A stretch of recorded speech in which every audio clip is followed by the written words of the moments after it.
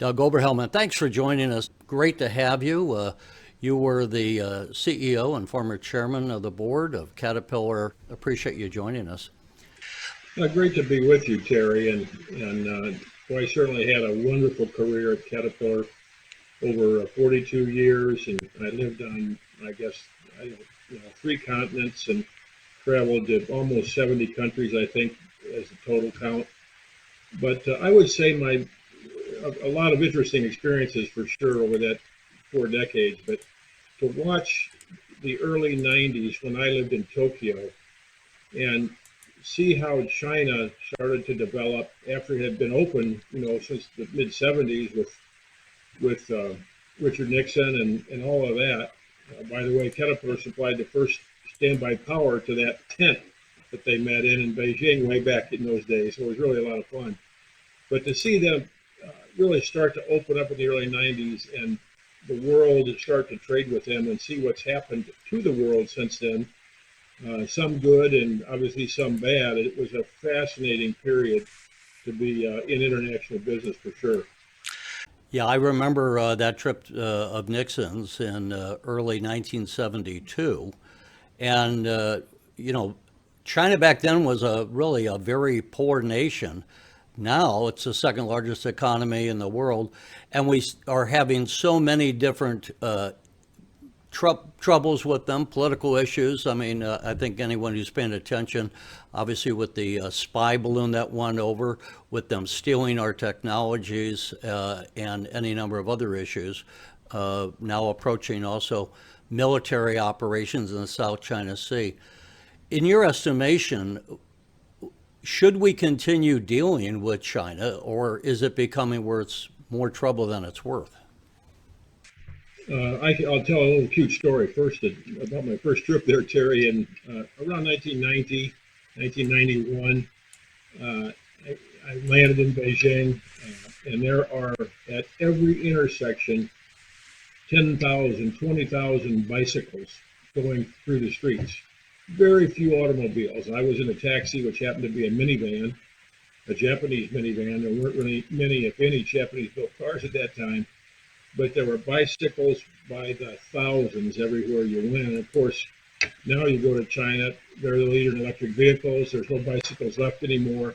And it's a totally modern, changed country in that 30-year period. It's just really unbelievable what's happened. But to get to your question, we absolutely have to find a way to deal with each other, trade with each other, talk to each other. You can't have the two largest competitors in anything disliking each other or worse.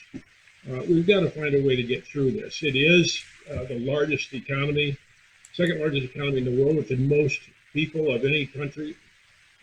We need to trade with them. They need to trade with us. We also have to remember that we're 5% of the world's population on this little island of North America here. So we've got to find a way to sort through this, and they have great ambitions. We have great ambitions. I don't think we get there with not talking to each other at every level. I think we have to find a way to sort through the differences and recognize each other's strengths and weaknesses and be very guarded with them because they are trying to achieve dominance in the world. And certainly in 30 years, they've come from nothing to be a big competitor in the United States and Western Europe. What's funny to me, it strikes me, China being communist, is that it seems as if the Chinese people, to make a generalization, are so entrepreneurial, so hardworking, and they've grown this economy, and we see it both within mainland China. We see it on the island of Taiwan, that they're very aggressive people, smart people. So it's to their credit. And for a number of years, when we were dealing with China over the past, developing that relationship, the expectation, I think, in a lot of business circles, was that the more that they became capitalistic, which they did as they kind of moved away from what Mao was during his tenure, And they did create a great amount of wealth within China, as we see. But the expectation was that they would become more favorable to democracy. But now we see under Chairman Xi that he seems to be cracking back down, almost becoming Stalinistic. Did you know any of the leadership? I mean, to the extent that I, you worked with them, and what was your impression of them as leaders? And then how do you filter what you know with what's happening today?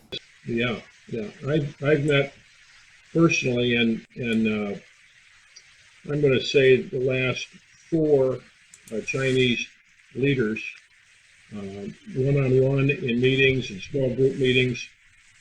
Every year we had a big forum in Beijing that they would all attend. I became fairly good friends with the last Prime Minister, Li Keqiang, who was really kind of a pro-business type person. And what happened here in retrospect is easy to see, and how it happened. Unfortunately,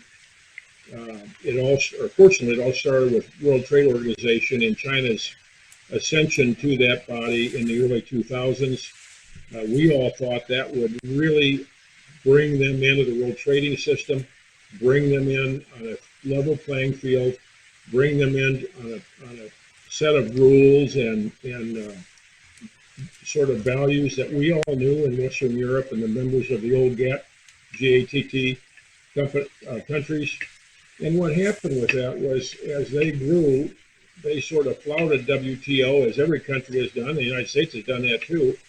WTO as an organization didn't have enough power to step up and correct that. And as a result, we have where we are now. Now, the other thing about China that I learned very quickly, they are aggressive, they are very entrepreneurial, they're very smart people, but they are used to sacrificing. And, going back to World War II, and long before that, the sacrifice the Chinese people did and made, that's what they grew up with.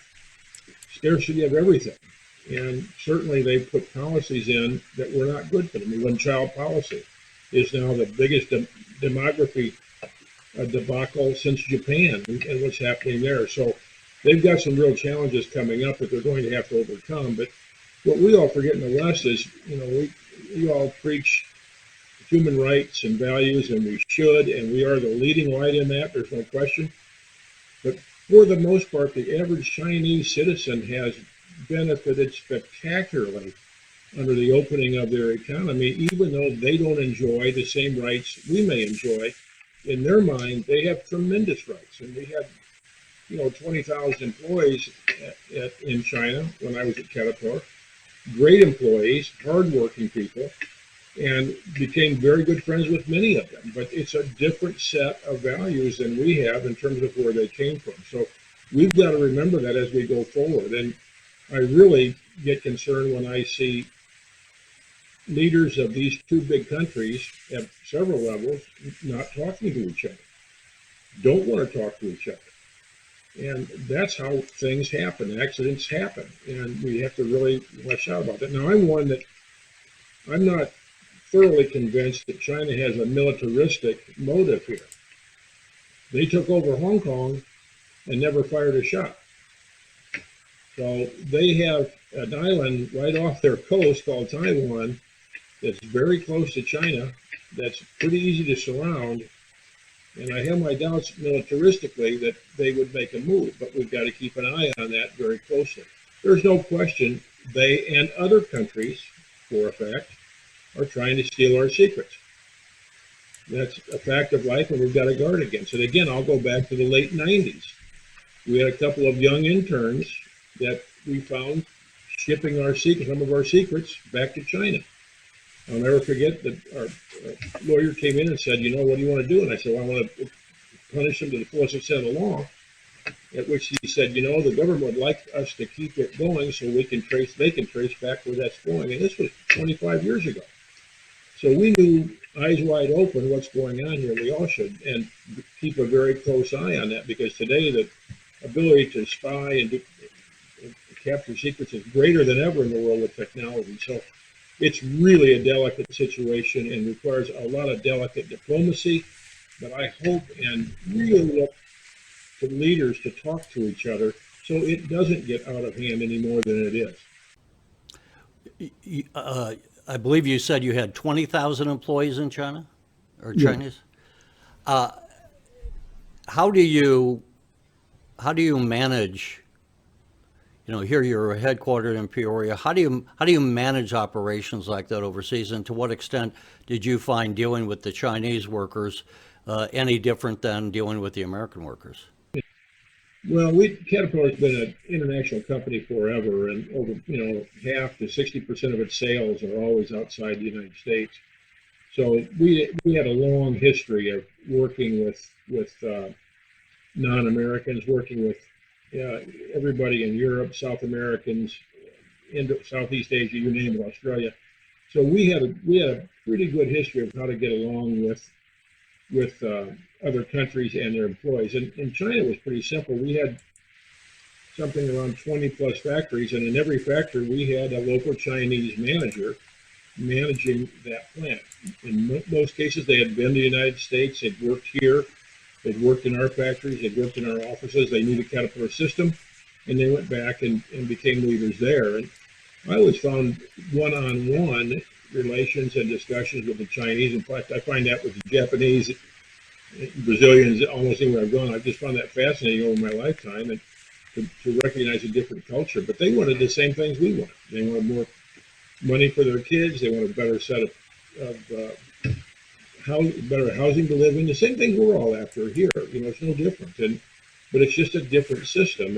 And I was told one time by somebody in the know that you've got to remember that all those Chinese employees are members born into the Chinese Communist Party, which I thought was pretty good. And I do remember that, and I do know that, and I think we all should keep that in mind because it's China first and Caterpillar second, everything else third. But certainly, it's a valuable resource. We were fortunate; it was a big market for cat, but we didn't export much from China.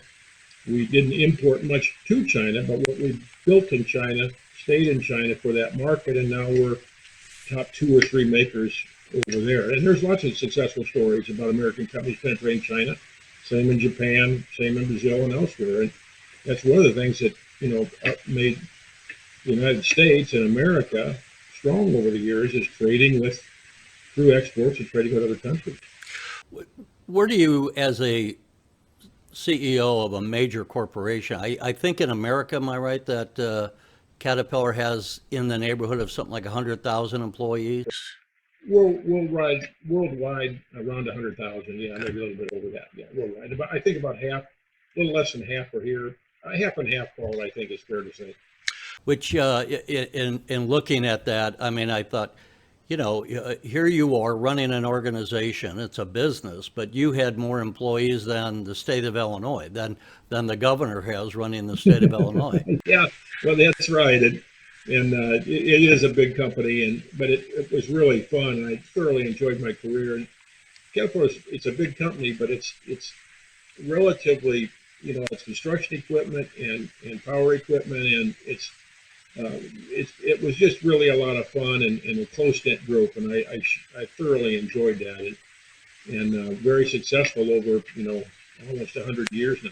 Was it like in the neighborhood of 30 or 35 years you were with Caterpillar before you became the CEO, something like that? Yeah, that's about right. Yeah. Uh-huh. And Yeah. you mentioned you lived in a number of different countries. How much, I mean, you had, I think, a background in finance in college, and you went Yeah. when you I joined did. the company. But how much did living overseas prepare you for then ultimately becoming the CEO as we talk about, having operations in different nations? Yeah, I think without a doubt that international experience gave me something that I never could imagine I would get, receive, undergo, and then apply it. I remember my first foreign assignment was down in South America, Southern Cone. I went down there basically to repossess Caterpillar machines after the great petrodollar recycling of the late 70s, the Mexican peso bomb of 1981, of 1979, and then we watched all those currencies devalue through Latin America until 1981 when I got to Montevideo, Uruguay. Argentina at that time was in my territory, and in 1979, Caterpillar sold 1,200 machines in Argentina, new machines from the factory, mostly from Brazil and the United States. I lived there 3 years, and we sold four new machines and repossessed several hundred. So it was the reverse thing going on, and that's kind of how I cut my teeth. You got to remember, when I was in college, I'm old. I was in college. The gold standard was released. I was in college. The dollar was floating. We had currencies, and one of my early jobs before I moved to South America was trading foreign currencies: the UK pound, the German Deutschmark, the French franc, the Swiss franc. Those are all gone today with the euro. So that's how I learned business: was one, in college studying, and then two, experiencing it the first few years, obviously in a very different environment than we had today, and very little development in the world. At that time, it was the United States and Western Europe, and not much else. And boy, today, the rest of the world has caught up. If you look at what's happened in the world in our lifetime, Terry, the number of people, 7 billion people on the planet that have been lifted out of poverty, it's phenomenal.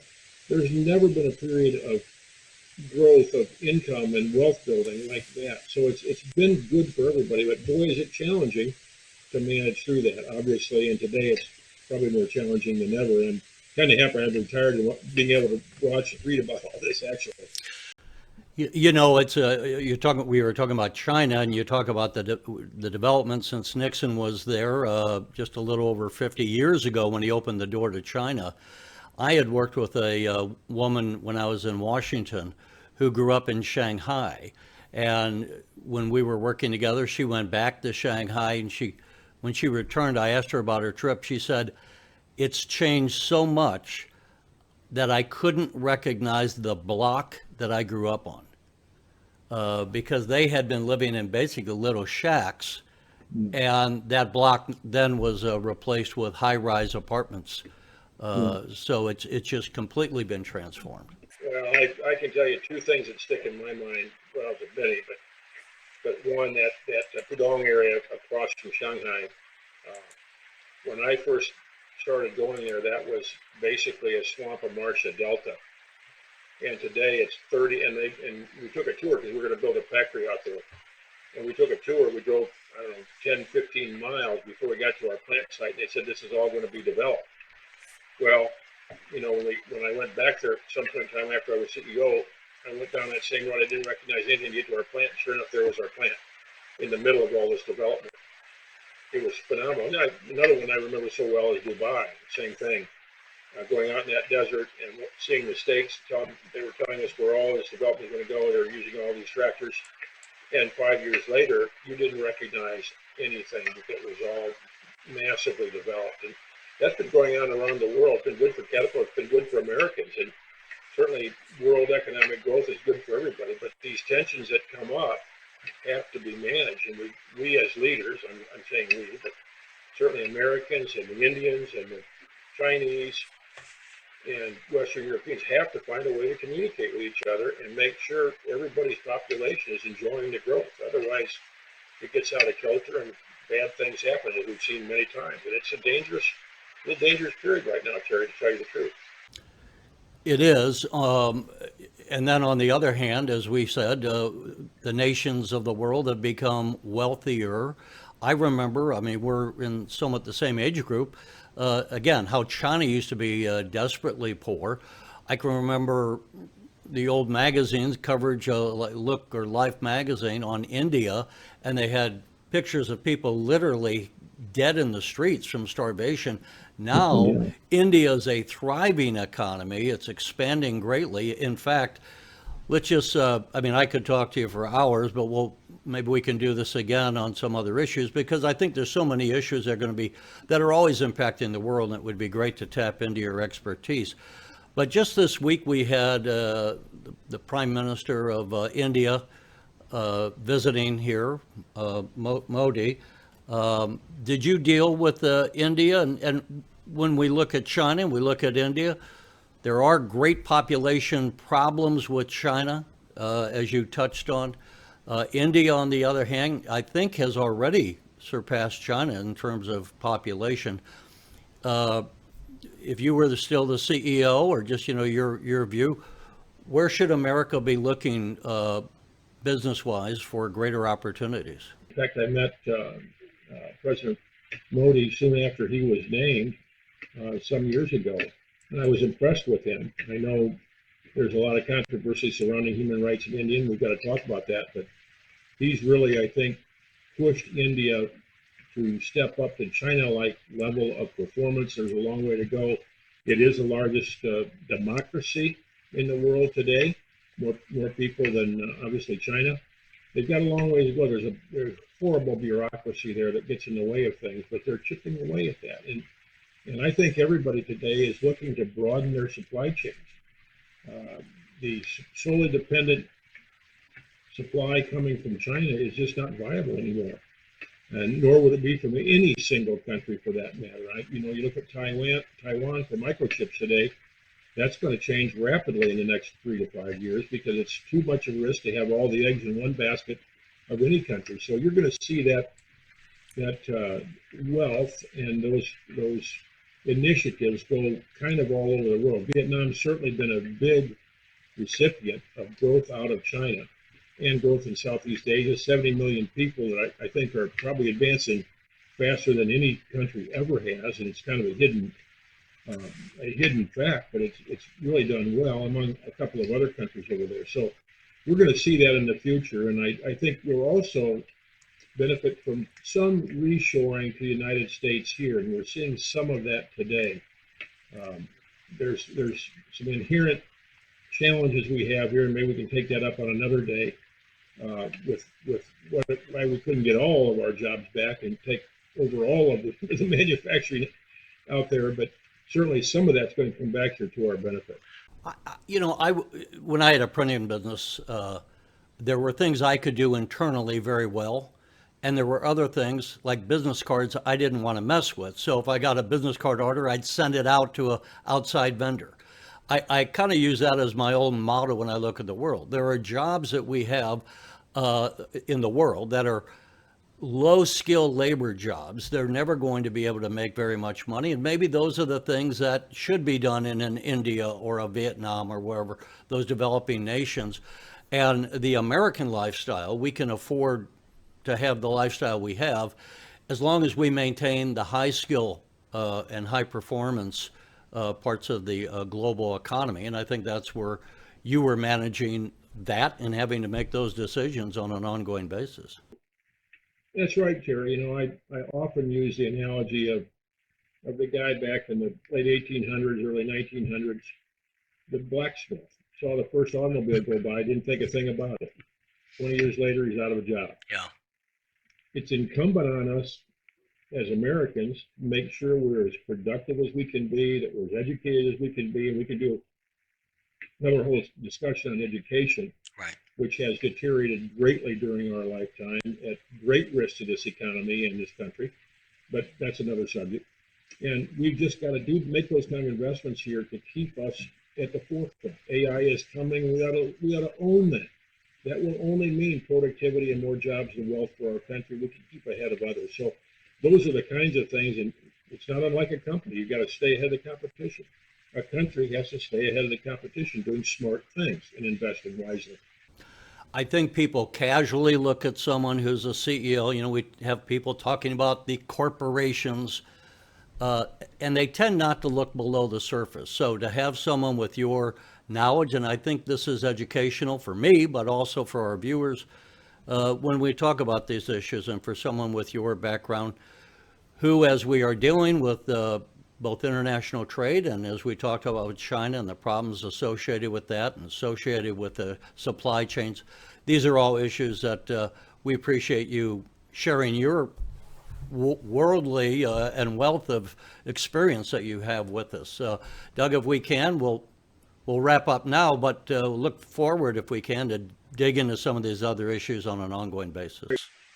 Great, Terry. We will. Thanks. And I was very lucky with my career and loved it and really enjoyed it. It's been fascinating to watch what's happened to the world, in my working lifetime of over 40 years. So nice being with you, and good luck to you. And thank you for doing this. Thanks so much.